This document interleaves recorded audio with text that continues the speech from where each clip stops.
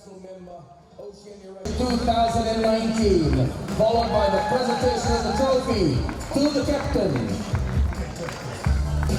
Yes, I'm living in your know. You can't touch this.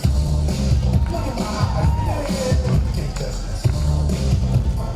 First two kids ain't playing. Got like that. I just see it. If I do it, this is my brother. Hold on. What's going on like that? Like that. Hold on. Let me know. They know. Look like a hero. My shoulders high and tight.